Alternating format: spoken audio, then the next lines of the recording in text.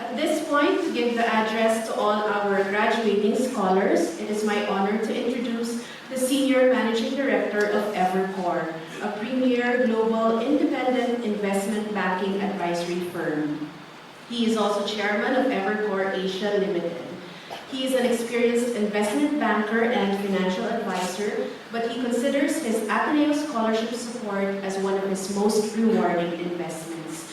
An inspirational leader, a nation builder, and a true blue Atenean in heart, soul, and deed. Ladies and gentlemen, please welcome Mr. Stephen Anthony CuUnjieng.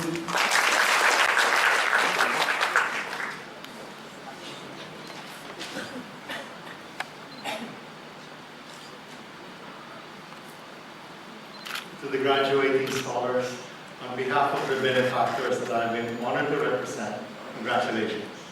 You're the reason we're here today.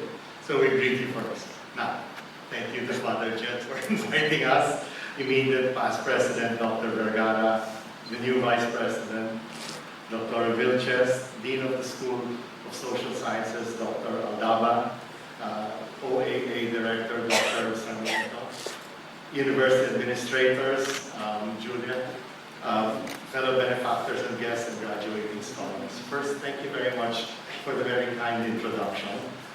Normally, investment bankers are not treated that nicely.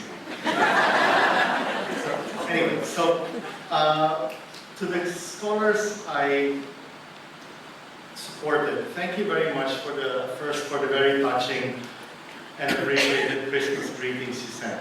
It was always the best gift I got every year, and I will miss it greatly, so please, thank you again. I was asked to speak on the challenges you will face going forward, and within 10 minutes. So here's my best attempt to do so. First, you're all winners. You have struggled, strived, matured, learned, and now succeeded in spectacular fashion. So what's your reward?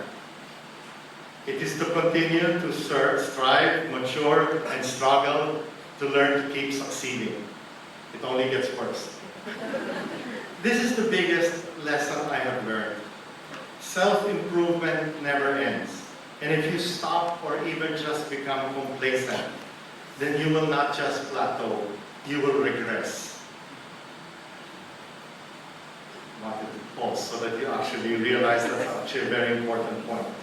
I know many people who were very successful in school and sadly, graduation day or shortly after became the most successful day of their lives.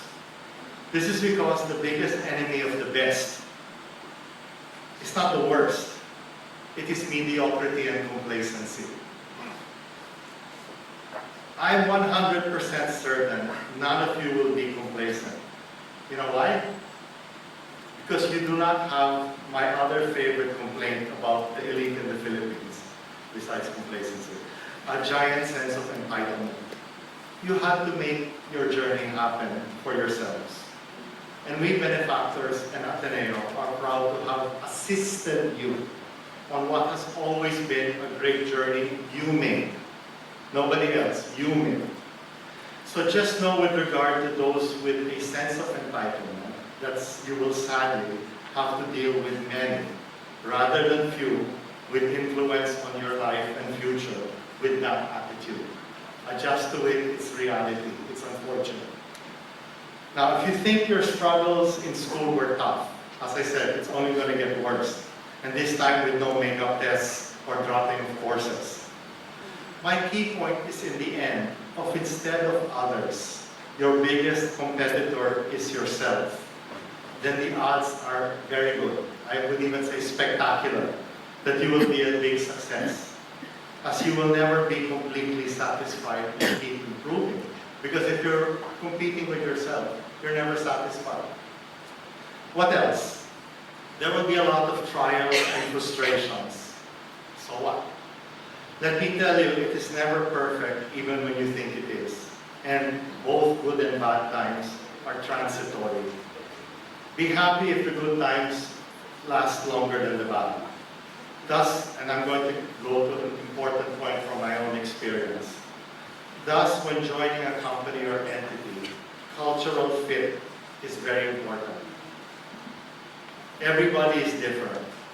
Find an employer or start a business that you are in tune with. As the employer or the competitor, whether another company or externally, will not change for you. You will have to change and adapt to them. That's just the way it is. Companies, institutions evolve slowly, but we are what we are. So reality is, you're not going to change them. They will change you. But the better thing is to find some place where you fit well enough. My greatest successes were not necessarily at my biggest employers, but at the ones I fit with the best. Provided, of course, the entity itself was sufficient for the objective the company and I were trying to achieve. But it wasn't always the biggest. It wasn't even the best. It was where I belong. And that's very important to you as you start your journeys. Then often what used to fit changed, and where I belong no longer belonged. I didn't belong there anymore. And then I either adapted or I left and moved to a place where I felt tuned and could continue to prosper by improving and succeeding. This continues to be one of the most valuable lessons I have learned and do my best to practice. However, let me get to my biggest point, although it's not the last one, so don't think it's over after this. Okay, my biggest point is your failures will be more important than any of your successes. My firm's chairman, Evercore, Roger Altman, gave a brilliant commencement address at Columbia's graduate school on this theme. He talked about his many own failures, including being forced to resign from the Clinton cabinet and so on. So he, being head of investment banking at Lehman, when a book came out saying they were the worst investment bank in the US. And so he had many, many reverses, okay? And he gave a brilliant commencement address on that. Now my point is the lessons, so read it because it's much more eloquent than anything I will say if you can find it. But the lessons you will learn from your failures and your ability to learn is not just to avoid repeating them, but to hopefully avoid others' mistakes. And this will determine your success more than your accomplishments. How you deal with adversity and setbacks, which will happen and never end, are critical as well. Also in failure, most well-run businesses or institutions will forgive a failure or even repeating it once. Most will not tolerate the same or similar mistakes over and over. And if they do, you yourself should leave. Okay? You will be surprised how often the mistakes made are the same ones or analogous ones. Why? Because they arise from your reflex habits and way of thinking. So success also comes from learning from your mistakes and avoiding failure from not repeating the same errors and faults. Literally learn from your mistakes. Not just the mistakes you make, the mistakes you will not make by learning from them. People say, oh, don't be afraid to fail. Yeah, but don't be stupid enough to repeatedly fail. Another related point is pride. I'm an investment banker and I joke everybody, my pride is spelled D-O-N-U-S. Okay? I will do what it takes to win my deals and get them done. But I've also had very many low points in my very volatile career. I mean, this is a volatile industry. After the 1997 financial crisis, 3/4 of the investment bank covering the Philippines fired everybody, they just closed shop. So I work in a very volatile industry. All right? When I caught up at after I joined Evercore, when I caught up with my ex-boss at Merrill Lynch, I was also managing director at Merrill Lynch, David Ford. He asked me, Stevie, how did you keep ending up on your feet? And I said, you know, by getting down on my knees and begging, if needed. I mean it, okay? To make my convoluted story short, when I was down, I did not look at where I was, my past glories, my past wonderful positions. I looked at where I was at that time and said, is the new opportunity better or worse? Never mind if it wasn't as good as prior. It's just, is it better than where I am today? And if it was, and there was potential, I took it. And it was then what I did with it that mattered. And that's why I've been more successful, frankly, at some of the surprising firms I joined. Because I was willing to say, what can I do with it? And make it happen. Another thing, if an opportunity or opening comes, seize it hard. Grasp it like you will die without it. Really, so many opportunities come once, if at all. Another important point is networking and keeping in touch. Keep in touch with everybody here.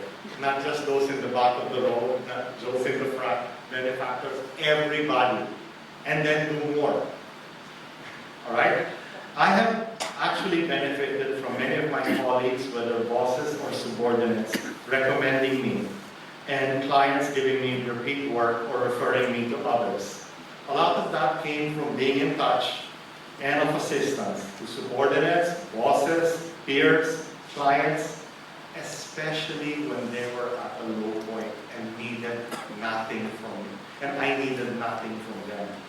That's when they really will remember you. My present job with Evercore, and I'm the only Filipino who's Asia head of an investment bank, or at least I'm the chairman anyway, not the head, I'm the chairman. But started in 2009. I got it because I stayed in touch with the boss of my boss at Solomon Brothers, Eduardo Mestro. And I left Solomon in December 1995, 14 years later. And I'm chairman of Asia because I kept in touch. I actually never thought I was going to work with Eduardo again, but 14 years later, my best job ever. Someone I left 14 years ago. I was actually angry when I left because I had to join a competitor. But see, that's my point. And one last thing about networking. When firms hire, I know a clear majority of those hires are from those recommended from within or know someone within. It's true for me, it's true for the people I hire, it's true for my children being hired. So the more people you know, the better it is. Another thing is be humble and beg. All I can tell you, it really worked for me. Okay? Always show your gratitude and really take the initiative in showing and your appreciation instead of just taking it for granted, or worse, yourself acting with a sense of entitlement, or that this is beneath you. Let me tell you one anecdote, okay? Who's the richest man in the Philippines? Henry C, okay? I did this IPO, SM Investments, in 2005. The biggest IPO at the time, and still the biggest sole-managed IPO 11 years ago. 2006, Forbes, for the first time, chose him, ranked him as the #1 richest Filipino, okay? And I was trying to reach him to congratulate him. He called me up. He said, Stevie, I wanted to thank you. I said, why? I said, I'm the richest person in Forbes. Who would have thought an illiterate 14-year-old who emigrated here and to join his father would become the richest man in this country, and I couldn't do it without you. I said, Mr. C, I'm just the bugaw who arranged the IPO and was the investment banker you were kind enough to pick to do it. He said, stop being so humble, hindi bagay. He told me, but then he said to me, in all seriousness, yes, you did a very important job. Yes, it was his company, but I would not have done it without you. That's him calling me, someone who Forbes considers worth $15 billion. Now you tell me, is that humility and gratitude? If that's what the richest man in this country does, I think we could learn from it. Okay, one last point, jealousy. There will always be someone better than you. I can recall telling then my ex-boss at Merrill Lynch, David Ford, he's Harvard undergrad, Stanford MBA, okay? He was made head of patients, of course. Time to make sip-sip. Sounds like him out. fantastic, what a great honor and everything. And he told me, you know, Stevie, I feel like a failure. And my entire Harvard class, we all feel like failures. I said, why? He said, I'm from the class Bill Gates dropped out of. Okay. Every year, he's all we talk about at our reunions, and he never shows up. He never even acknowledges our invitation, but we all feel like failures because the guy dropped out the freshman year. After freshman year, he's the richest man in the world. Now, but here's my point. So we could all be jealous of Bill Gates, but work hard and intelligently to become increasingly successful. But if you've done your best, be proud of yourself rather than jealous of others. You will achieve more that way and be a lot happier. Now, by the way, Bill Gates is probably jealous of Steve Jobs, and Steve Jobs is no longer with us. So there's always something else anyway. Now, congratulations again, and as I tell all my own children, I want to read about you. I want to be proud of you, and most of all, I want you to be more successful than all of you who preceded us. Now keep getting better, and please always be the best you can be. Thank you very much.